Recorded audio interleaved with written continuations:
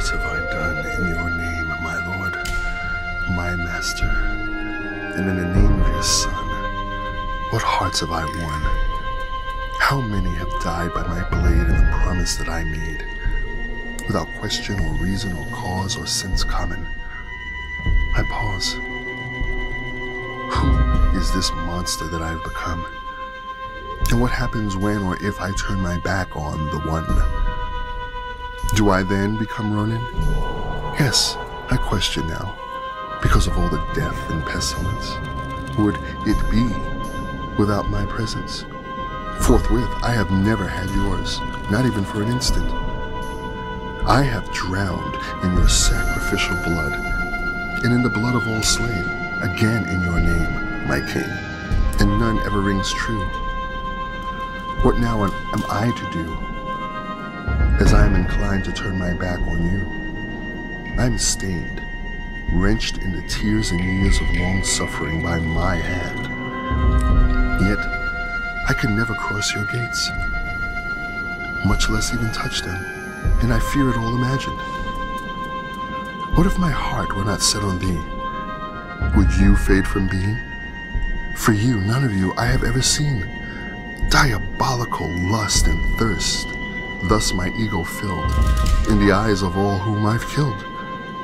Am I so good an artist that I can paint such a vibrant quest?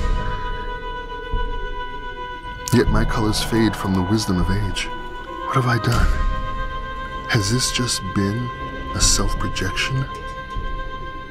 The real is fading fast. How long then will you last without my murderous self? Alas, the truth. If I die, you too shall pass. Or if I simply let you slip from mine eyes in self-made pride, you shall fade and die, and your throne left alone. How have I come to this? How was I in this realization so amiss? So many pointy hats saying this and that, pointing the way. No longer, not again, not today.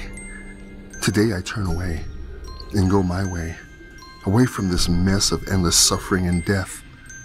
So quickly you fade to the quench of release, and I will leave no peace unbroken so that I may find some peace unspoken someday, some way. I will speak on these things and not be stopped hence, and trade sword for word and tongue, and your rule shall come all undone. What a space the mind has to hold such things and lose its common worth, that we could create such things that allow for such harm and hurt. Yet, as I turn my thoughts away, it all too sudden fades away. I fought for thee, but no lord or master comes for me, and I alone must suffer my own deeds done for the one.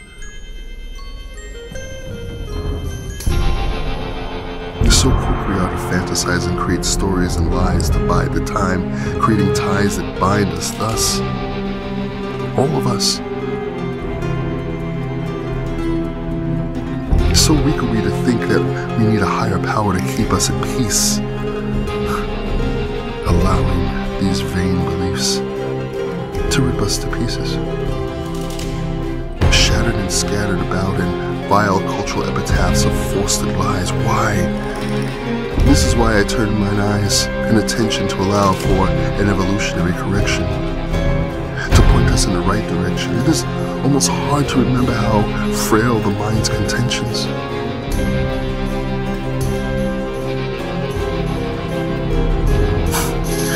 I now will search for other projections of my mind's eye and keep an eye on it, so by and by, to my little lie of the mind and sovereign design, you now surely die. As I watch you fade, I realize the crime and the original sin was, in the first place, believing and then acting upon it. Whatever my mind creates is my fate, lest I keep it at bay, at the gate.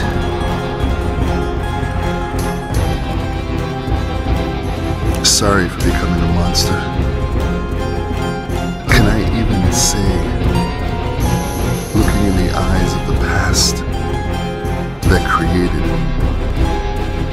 this day's